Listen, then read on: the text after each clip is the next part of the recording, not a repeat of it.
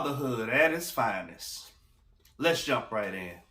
Parenting with the iron fist was one of the methods that we grew up on.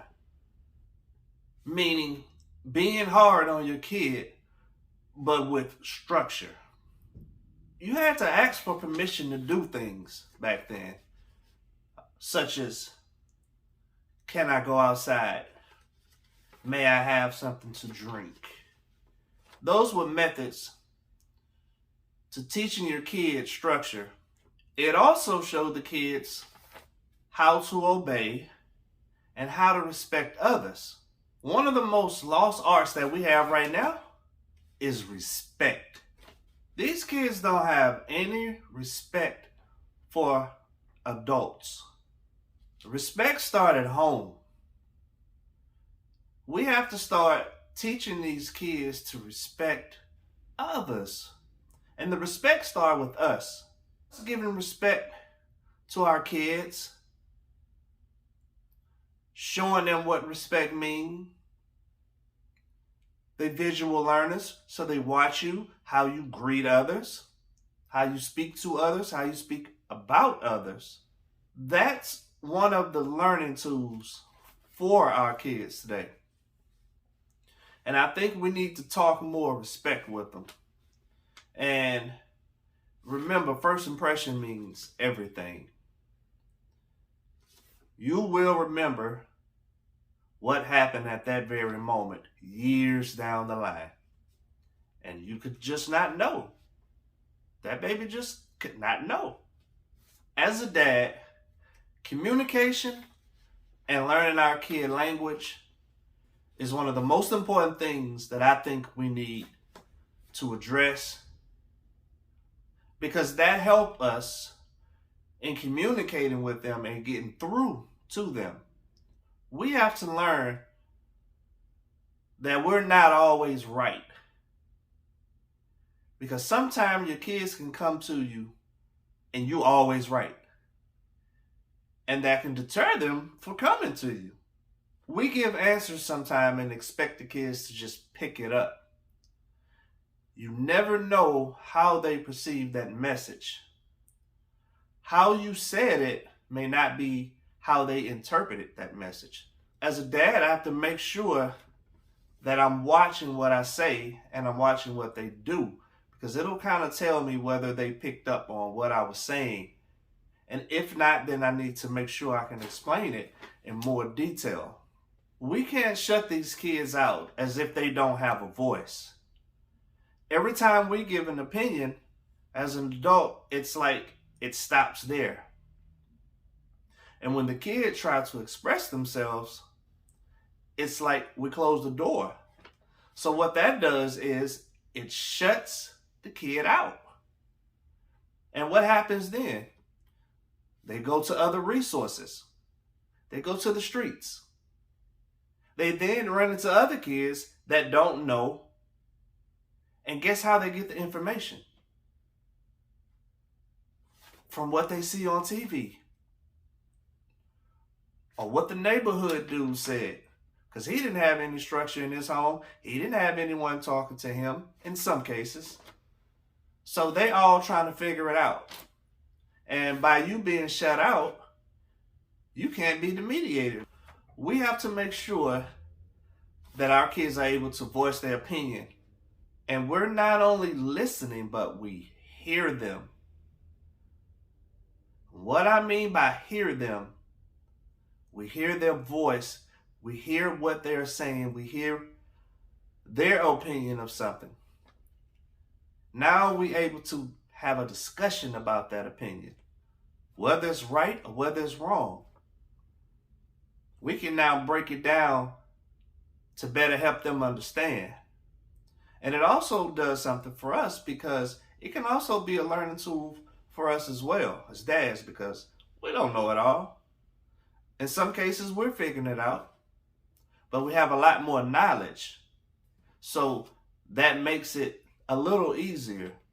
The one thing we want to do is make sure we can build trust with our kid and understanding.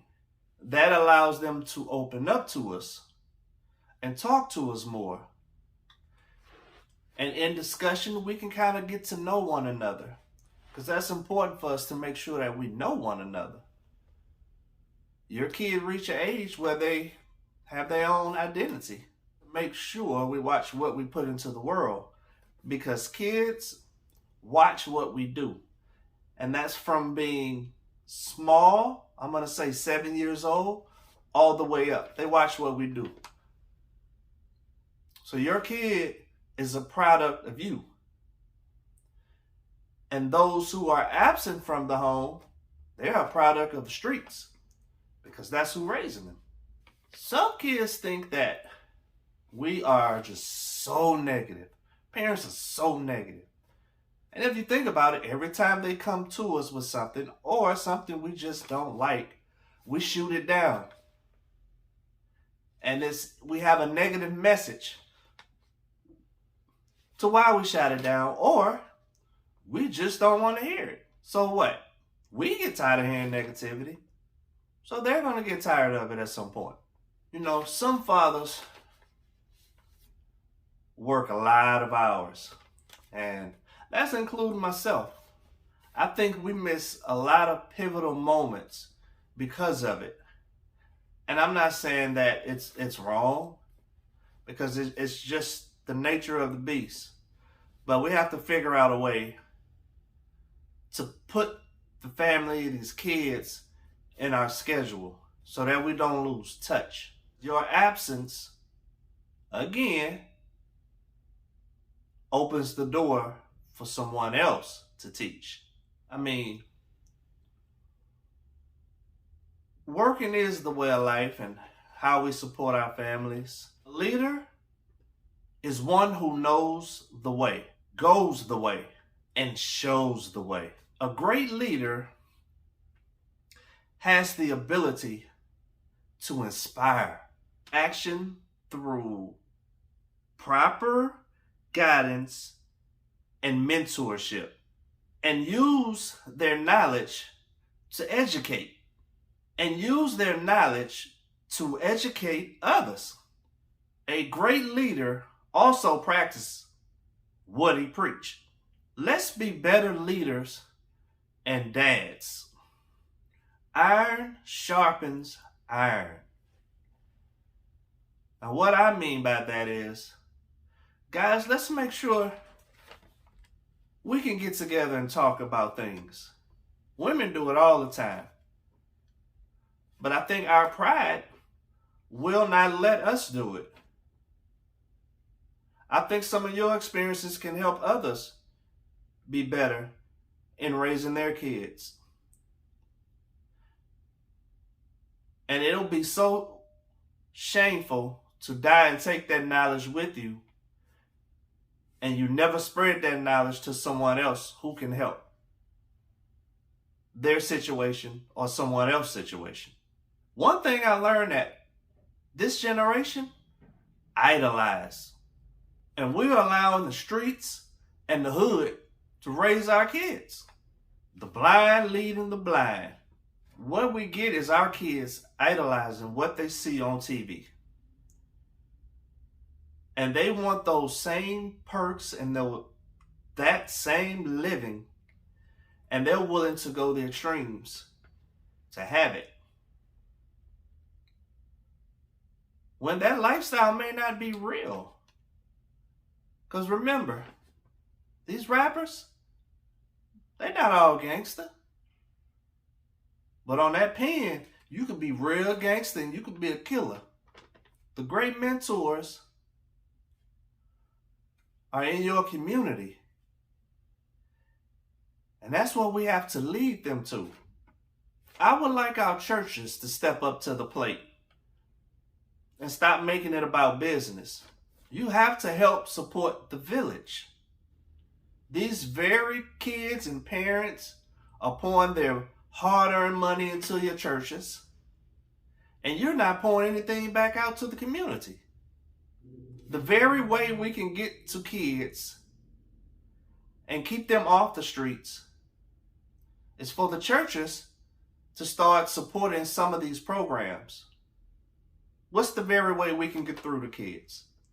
Kids love music, they love sports and gaming.